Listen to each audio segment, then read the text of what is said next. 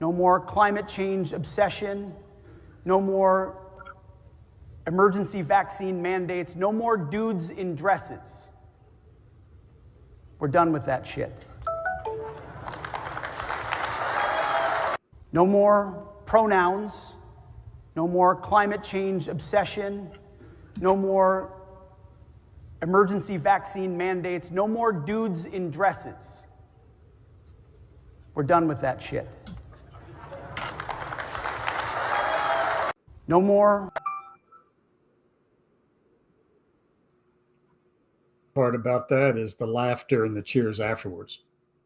This was said, finally found it, on May 6th at the SOCOM conference celebration in Tampa, Florida. And I'm going to tell you, that just, oh my gosh, it's just horrible actually to even listen to stuff like that. I got to find the screen where I'm at on here. There we are. Where'd my screen go? Hold on a second. Remove that block right there. There we go. Now we're in there. Anyway, welcome to The Path Forward. My name is Cassandra Williamson. I am coming to you from a very, very deep hollow, a holler, as they call it around here, in eastern Kentucky, in Pike County, in a little place called Hardy, which is near Williamson, West Virginia. They're all together. If you already heard this story a million times, well, you know, it's a very idyllic place around here. It really is. There's a lot of stuff going on in this area. And this time of the year, some of the biggest things in this area happen to be, well, the trail riders. You got all these ATVs and all these people on all kinds of devices running around, and motorcycles in the hills on the trails. They come in here and they camp and get in the cabins, you know, and they enjoy their time in the hills of eastern Kentucky. It's one of the best that I've heard of anyway, in the whole region, in the whole area. And it's really good. You got all these trails, and it's the biggest thing here is the Hatfield-McCoy Feud trail system that goes in West Virginia and Kentucky and all of that. It goes through the infamous town of Matewan, West Virginia, where the last of the feud thing actually ended in 1921. Having started, all this stuff started in like 1860 at the end of 1864 at the end of the Civil War. So anyway, this place is just full of that. It used to be just all mining, coal mining, but now the big industry is tourism. And a lot of these ATV people are here. They come and actually rent these cabins out for the whole season. Some of them have them booked up a year or two in advance. And it's like, wow, it's a big business around here. The coal mines, well, there's a few here, not too many. There's not a lot of coal dust flying around in the air anymore. And I've got some in my lungs where I grew up here. And I just breathe, I'm just live in the area, you know, grew up, spent the first 17 years of my life here. And also I had a contracting business that did some work in mines as well. So it's just like, you can't avoid it if you grew up here. But times they are a-changing, right? Fewer coal mines, more ATVs. Now you got gas fumes everywhere, but no, you don't really. It's still a very beautiful place. They've tried to fix up stuff and make it better. There's a lot of work to do. And I'll tell you this, if there's anyone listening from down in the Williamson, West Virginia area, look, that thing was named for my family, and y'all got some work to do. Do I need to go back over there and take it back into the family hands and let us straighten that darn thing out? I think that might be a wise thing to do, because right now, all you've got are tore up roads, and the ATV people love it. I mean, if you just leave it all rough and all of that going through town, I'm sure they just leave it alone. But there's a lot of stuff that needs to be done and fixed and corrected and restored in Williamson. And yeah, if any of you out there are VC people, venture capitalists, hey, need about $200 million. We can fix all the roads around town and all that, maybe less than that, probably 100 million. But anyway, so enough about the town. So it is Monday again, once again, and this is May 12th of 2025. And as usual, the weekend has been filled with all kinds of things that are just off the wall crazy. It never ends. There's always something that requires attention, and you go because then you're yielding that place, even though you'll ultimately probably lose because the numbers on our side are smaller and less effective and less pronounced, let's say, then you still have to put up the fight, even if you lose. So on May 6th, when Pete Hegseth said, and I'm going to quote directly from what he said in that speech down at SOCOM, it says, "We are leaving wokeness and weakness behind. No more pronouns, no more climate change obsession, no more emergency vaccine mandates, no more dudes in dresses." And he paused and he said, "We're done with that shit." And then the crowd broke out in applause and cheers. To me, that's ultimately disturbing, because you basically the only reason you would go after trans people is because you have you're not very secure in your masculinity, particularly when you're going after transgender women, and that's where the biggest thing is focused. The largest effort from these people over here on the extreme right, not all people on the right, but the extreme right,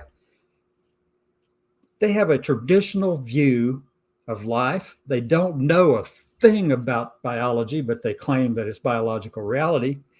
And there's a little bit in there, but it's not entirely accurate.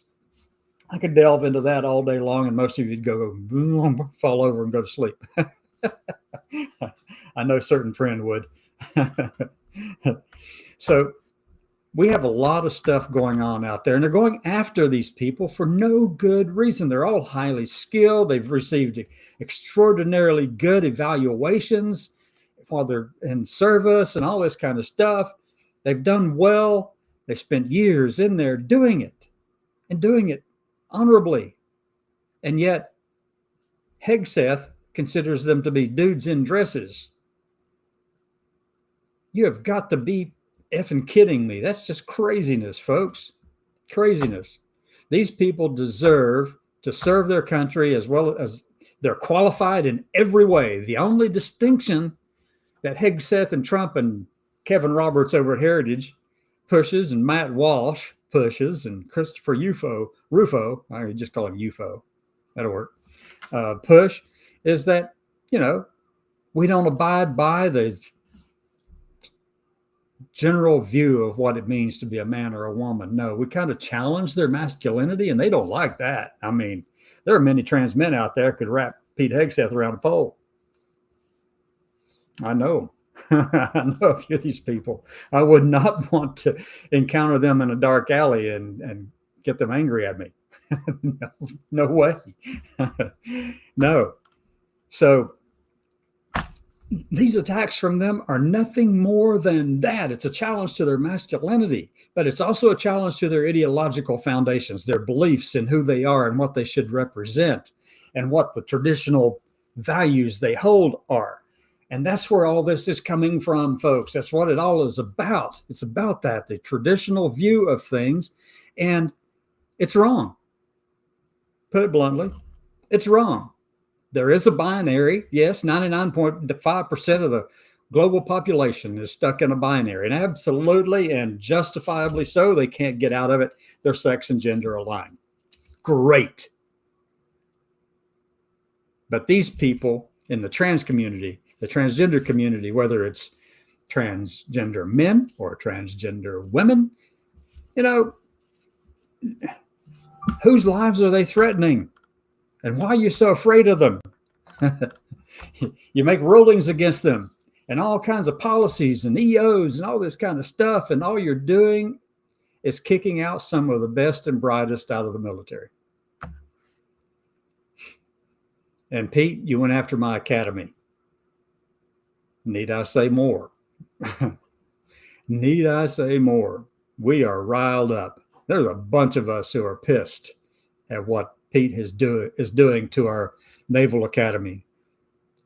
And the same thing is happening now and starting to lift up and grow bigger and bigger with graduates from West Point, an Air Force Academy, a Coast Guard Academy. And I'm telling you, they're pissing off some of the smartest people in the country and highly experienced and knowledgeable people in the country. And many of them, some of them, I should say, were likely laid off because of, just an indiscriminate firing of a bunch of people. And if you went looking for anything to do with DEI or trans work or communicating with trans people or anything like that, then yeah, they went after them, fired them. No good reason other than that.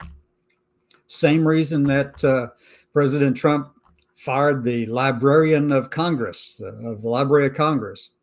Yeah, they consider her a DEI hire, and she was doing some stuff that was, DEI related kind of stuff, and recognizing that gender and sex are different and educating about it and pulling in resources. And Trump comes in and fires her. And then wants to clean out the Library of Congress of anything that has to do with gender and all of that stuff, because he's just so butthurt about it. My goodness, how little of a child do you have to be? But right now, he's in power. So, yep. Well, but he also did this. He went after her friend, too. Her friend runs the National Archives. And she had been working together with the Librarian of Congress to do some things and stuff. But so she got wrapped up in it too. This is just craziness. But there's no logic to it. There's no rationale for this to continue. How can I say that? Here we are kicking out hundreds and thousands of people out of the country because they come from someplace south of the border or in Africa or someplace like that. But you know what he's doing now? He brought in, what was that, the 59 people from South Africa, the white South Africans, granted them amnesty in our country without any kind of real serious vetting or anything like that. But everybody else has got to go through some freaking hoops. The hypocrisy is astounding, and we let it go. But you know something? As a nation, that's what we have a tendency to do, isn't it? How many of you have actually taken the time to look back over, let's say some treaties and things and policies and things that we've done overseas, and we've encouraged other places and other governments and other countries to do certain things, and we go along with it for that term of whichever president's in office at that time. But as soon as another president comes in or another administration starts, well, the people around the world know you can't count on the United States to do what it said it was going to do in the previous 4 years. Because the next 4 years can be wildly different. Or wait 8 years, it could be even stranger. We don't keep our word. And that should bother everyone. The question is, how do you fix it? What's the path forward? How do you resolve that kind of difficulty? Well, this is a constitutional republic after all. And people vote for the ones they want in office. And the ones they want in office, or the people in office, are the ones that either the Electoral College put in there or the popular vote put in there, whichever one, however that worked out. Yeah, you could not win the popular vote and still win the Electoral College and be the president. Yeah, it works that way. This past time, though, both of them went that way. And you got what you got. And I'll say this, though. I want to end with, I probably won't end. I like to talk, apparently.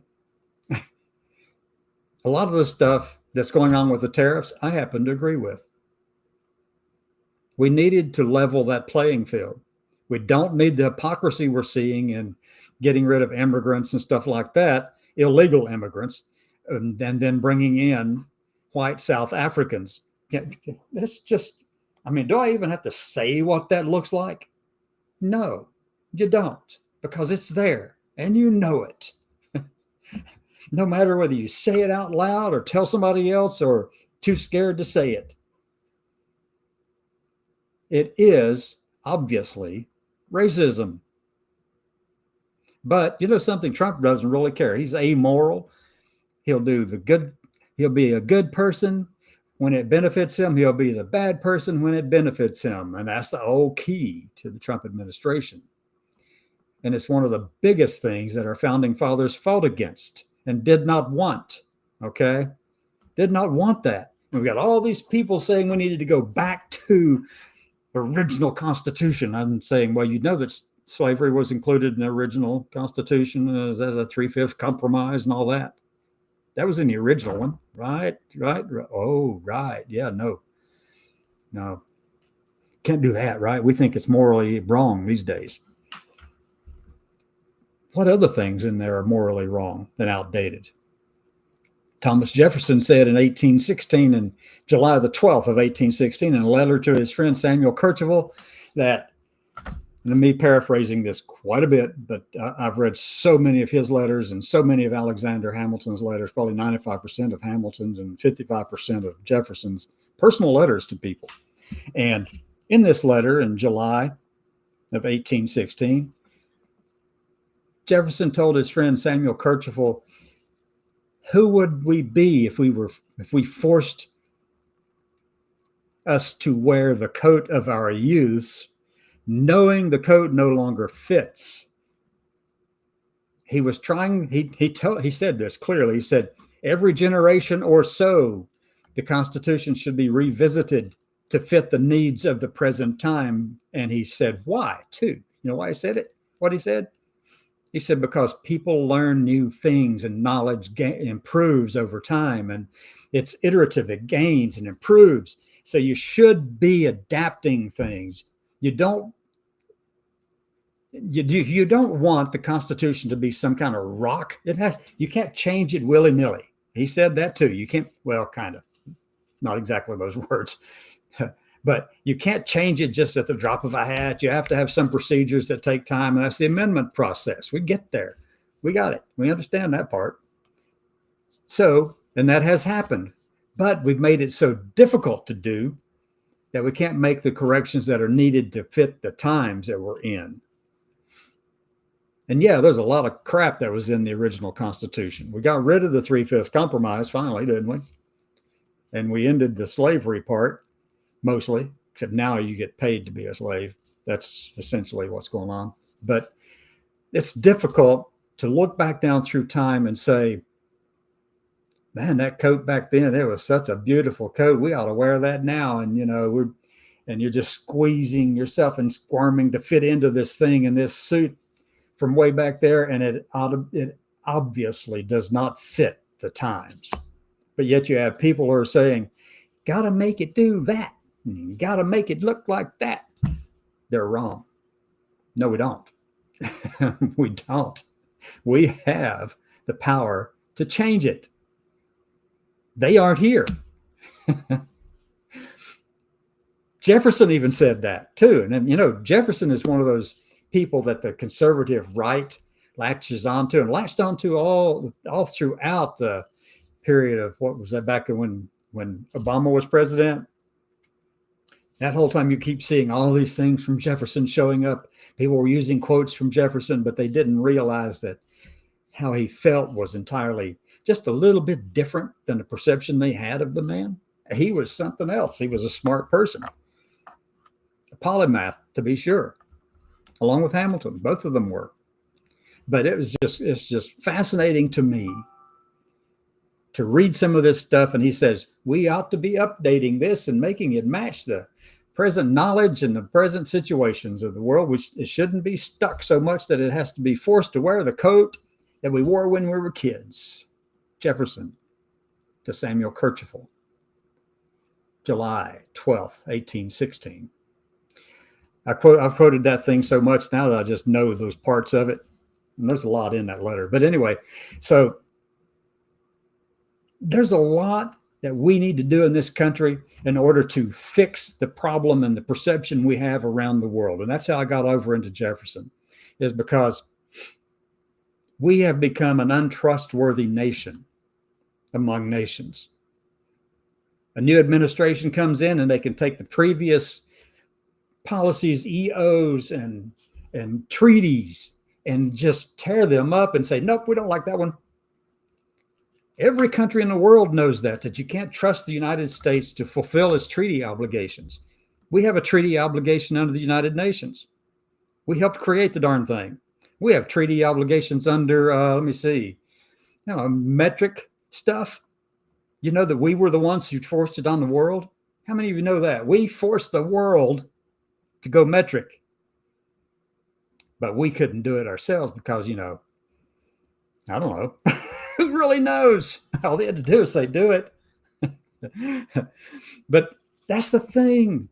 We create all these things and we get things started and then we back away because, the next generation of people, or basically the next election cycle, boots out those people who are thinking more broadly and kicks in the narrow-minded ones. I want to tell you, right now we have a person as president who doesn't care one way or the other. I mean, like I said a minute ago, he's amoral. If he can be a good person as long as he benefits, he can be a bad person as long as he benefits. It does not matter. Does not matter. There's no sense of morality out of that White House. Well, at least out of Trump. There's probably others in there who do have it. But I dare say that the people over at the Heritage Foundation, Kevin Roberts, they all believe that everything they're doing is highly moral and just right and the exact right thing to do. But you can see what they wanted to do. And I tried to tell you this for the longest time in 2024, and you wouldn't listen. So I'm telling you now, again, get ready because what's coming is worse. What the Trump administration has done is take Project 2025's policy guide, put it on steroids, and implement it in a way that no one ever thought possible that it would ever happen. Yes, lawsuits have ensued. Hundreds of lawsuits have ensued. But, that's the whole idea. They want these things to get to the Supreme Court and get the Supreme Court to make a decision on it so that they get some of what they want. They have overwhelmed the system in that way so that it gets there, they get to pick which one. Supreme Court will tell them which one they can and can't do out of this list of things that people have said they couldn't do, but they're going to do anyway. Habeas corpus suspension, stuff like that. It hasn't happened yet, but it's coming. It happened 3 other times or 4 other times in American history. Habeas corpus was suspended for very specific things. Okay. And Trump will do the same thing when he gets to that place, when they finally work out all their legal BS. And they'll get to the place where they suspend habeas corpus for illegal immigrants. But if you think it will stop there, they will do one thing and they'll set the stage for it. And then the next day, week, or month, they go a little bit further. They always push the boundaries. And if you have your eyes open, you can see that. You know that. You can see that's how it works in the state house. Whenever legislation is passed at your state house, whatever state you might be in, happy or sad, whatever, Florida or Kentucky. So you can see these things. They're there. They'll do one thing one year, put in some restrictive things on kids and their health care, particularly transgender kids. And then next year around, they'll up that to, all the way through 12th grade. And the next year they go through college and up to 25 or 21 or whatever. They're already pushing for these things to go for adults. And you can see that with everything that HHS has been doing with that absurd report they did on gender dysphoria among adolescents. That was the dumbest thing that's ever been written. Dumb. They based it on another dumb report, the Cass Review out of the UK. It's just idiotic. And yet we have people like the Washington Post who, over the weekend, yesterday, actually wrote a review of that and basically agreed with the HHS report, knowing that it's wrong, and they still did it. And I've got a lot of research done on that particular topic. You can find it over on my website. You can find it there. Go looking for research and blogs and all kinds of stuff because you will find what you need to know. And I mean, I've written a lot of things. I mean, if you want to know something about genetics and epigenetics, there's a report on that related to transgender people. If you want to know something about Albert Cashier from the Civil War, foreign woman from overseas, immigrated to the United States, stowaway to the United States, lived as a man before the Civil War, joined the war, fought in some battles, was actually captured and then escaped capture, and then lived the rest of his life as a man, received a pension, voted even.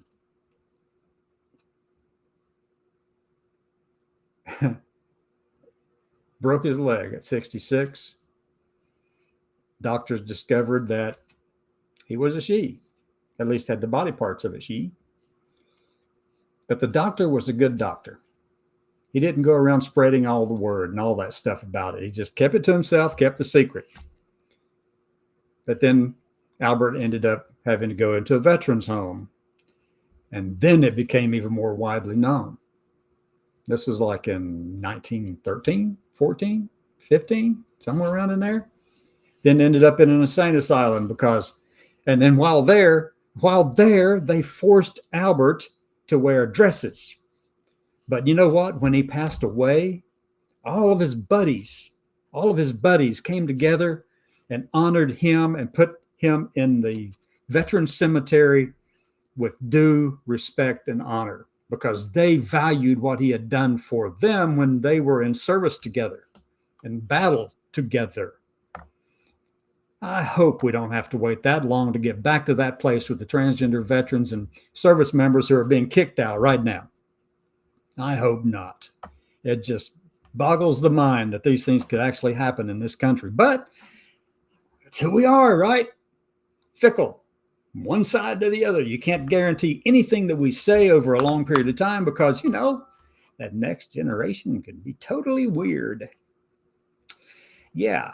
So I see a couple of comments down here. At least I see the little dot pushing. And I've been saying a bunch of stuff.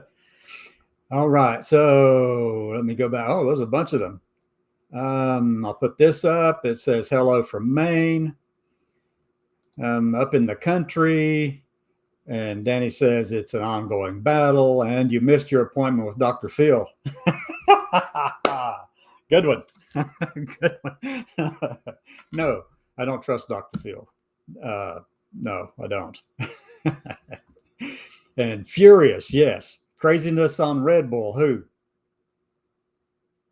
Okay. And then he goes on and says, Stranger Things DC edition. Mm-hmm. Yep. Darby says, can't change the Constitution willy-nilly. Jefferson. No, Darby actually said that in 1816, in July. Then I think he. That's good too. I love it. Oh my gosh.